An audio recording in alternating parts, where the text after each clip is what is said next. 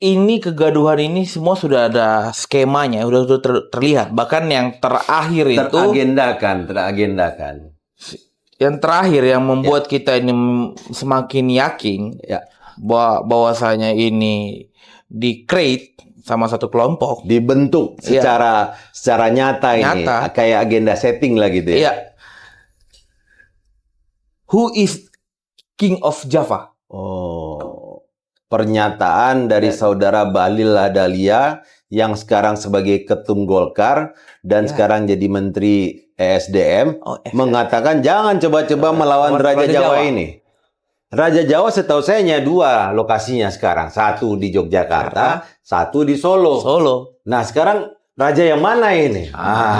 Ini menjadi pertanyaan ini. Ini saya nggak tahu ini. Ini kalau tahu raja abal-abal. Ini saya kalau udah bicara raja, ini kan kita langsung takut sebagai rakyat ini kan. Ini titah raja. Raja yang mana ini sebenarnya? Apakah yang di Yogyakarta atau yang di Solo? Nah, atau ada kerajaan baru di Indonesia? Kita nggak tahu lah ini. Ada Bang, kata netizen kemarin ada Raja Bahlul.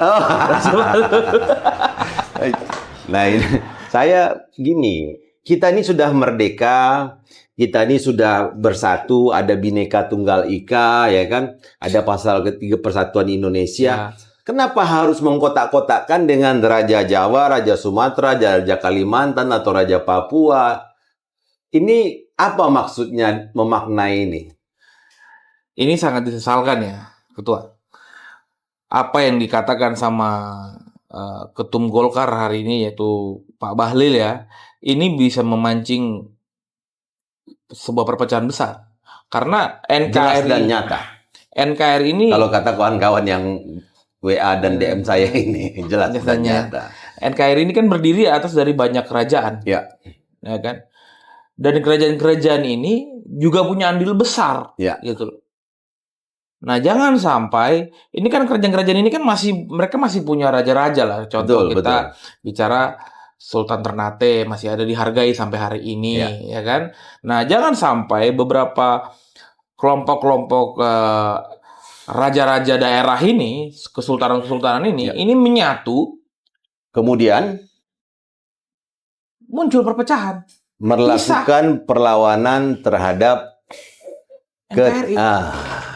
Ini yang paling berbahaya. Karena sudah ada raja baru ini yang dinyatakan oleh seorang Bahlil Lahadalia. Baru menjadi seorang ketum partai yang kita harapkan terjadi perubahan karakter, perubahan sikap, dia restorasi diri, ya kan?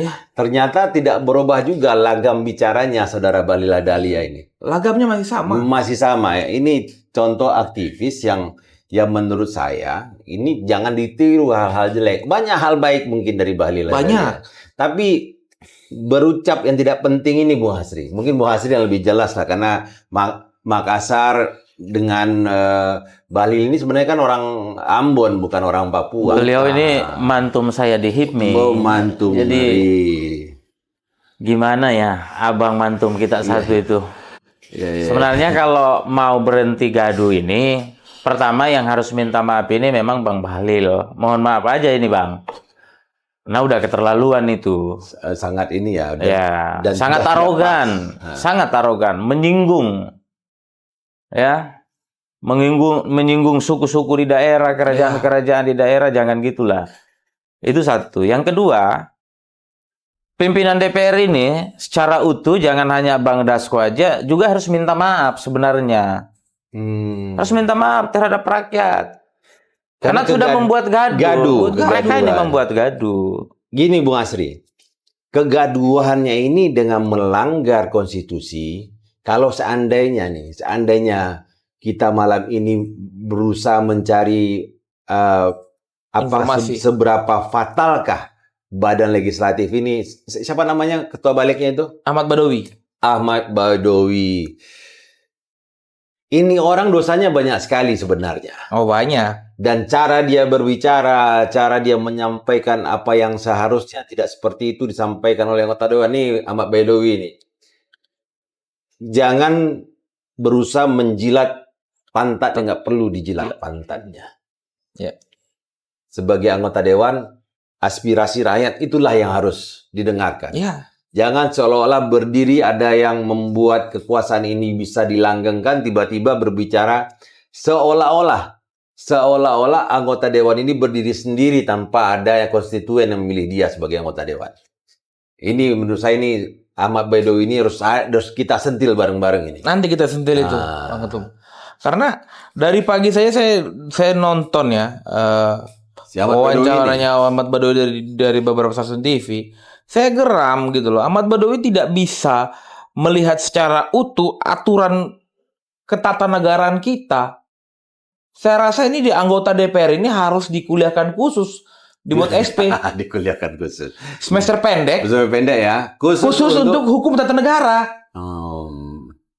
Ketatanegaraan biar mereka ngerti. Padahal lu udah ikut Lemhanas ya? Ya kita nggak tahu. Ikutnya benar-benar ikut mungkin atau titip absen pun dia. Titip absen. Kan gitu. Ini jelas ini. MK ini putusannya final dan banding dan nggak bisa diganggu-gugat oleh lembaga manapun. Dikaitkan lagi dengan putusan MA. Iya. Undang-undang kehakiman aja diuji di MK. Kan begitu. Ini masih lagi dia mau bicara berdiri sebagai legislatif sendiri.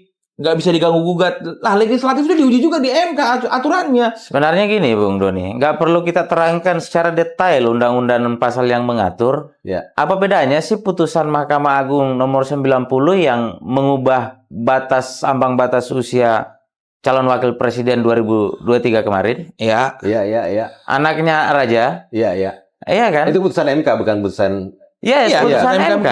Ya. Kenapa nggak direvisi? Iya.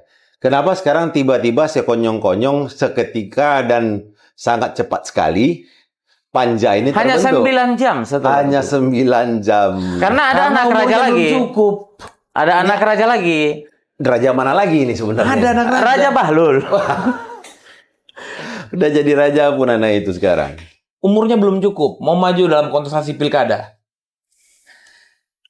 Makanya kan kalau dilihat dari apa yang dibentuk sama balik DPR, itu kan aturannya minimal umur 30 tahun pada saat pelantikan, bukan pendaftaran. Iya. Ini kan logika terbalik, ini jadi falasi besok ini. pun kalau orang mau masuk Akmil, masuk Akpol ya kan, Iya. mau ikut tes, mau kemana-mana, yang dilihat itu umur pada saat dia diterima. Diterima, Bukan umur pada saat mendaftar.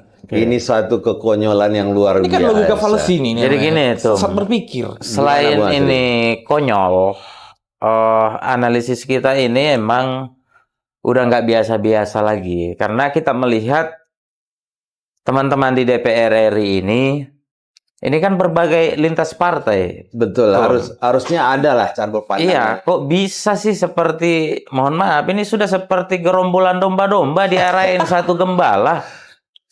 Iya. Demi kepentingan siapa? Satu keluarga. Iya. Apa coba kalau nggak ada mereka disandra? Pasti ada sandraannya dong. Nah, oleh sebab itu, ayo dong. Masa sih orang-orang begini mau dipertahankan? Iya.